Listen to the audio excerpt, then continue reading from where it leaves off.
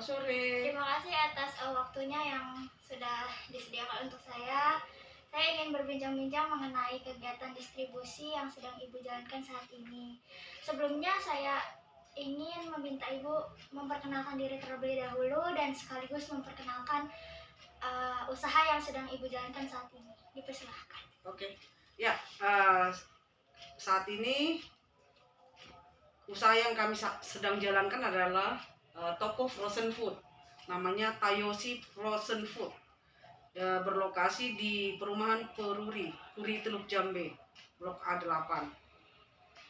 Dan kami itu spesialnya itu di frozen food seperti nugget, sosis, bakso, karage, spicy wing, ada juga ayam, daging ayam segar organik, probiotik. Ini yang menjadi produk andalan kami. Berarti jenis-jenis nugget, jenis-jenis frozen food yang lain, ayamnya juga itu beda dari jenis produk yang lain. Begini, jadi kalau misalnya nugget itu banyak brand, banyak merek.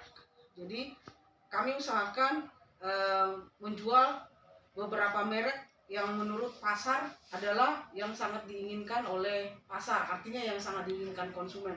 Demikian juga dengan produk bakso, ada beberapa brand,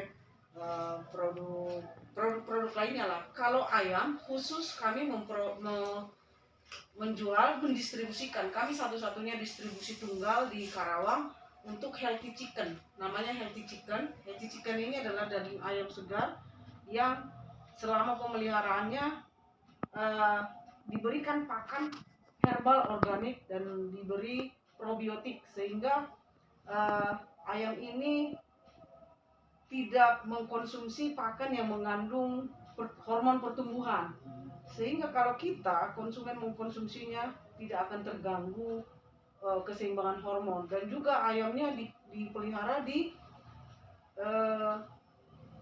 farm, di peternakan yang berstandar dan bebas dari ayam sakit, sehingga ayam-ayam ini tidak pernah disuntik antibiotik, jadi bebas dari residu antibiotik, dan juga halal, punya sertifikasi halal dari MUI.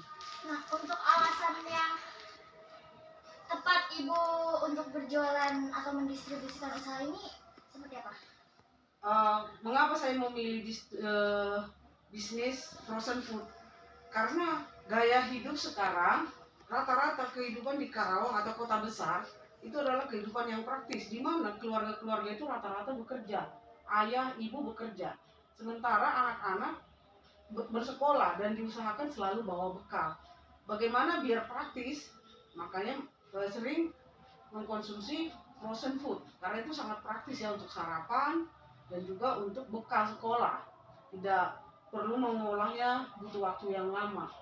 Dan itu alasan yang paling utama kami memilih bisnis frozen food.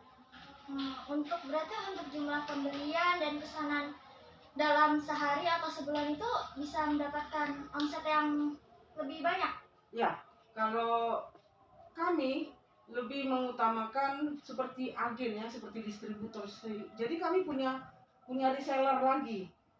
Walaupun sebenarnya kami juga melayani eceran.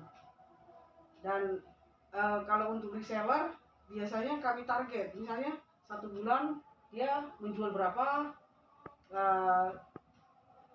baru atau per hari dia jual berapa. Kalau dia sudah mencapai target yang kami targetkan, kami akan beri waktu dia untuk pembayarannya, punya tenggat waktu, tidak harus cash di depan. Oh, ini Ibu sendiri yang menghandle atau ada karyawan yang menghandle juga? Kalau saat ini masih saya yang handle, karena lebih banyak ke reseller, ecerannya tidak termasuk besar ya, sehingga masih bisa dihandle sendiri. Dan juga sekarang kan ada teknologi ya, kalau untuk produsennya, pabriknya kan bisa dikontak lewat WA, lewat telepon, tinggal nanti mereka akan antar ke toko kita sesuai pesanan. Pembayaran pun tidak perlu cash, sekarang ini bisa transfer, sehingga bisa di-handle sendiri. Kalau media promosi yang Ibu gunakan untuk mendistribusikan usaha ini, Ibu memakai media promosi seperti apa? kami memakai media sosial, terutama media sosial itu misalnya Facebook, Instagram, WA.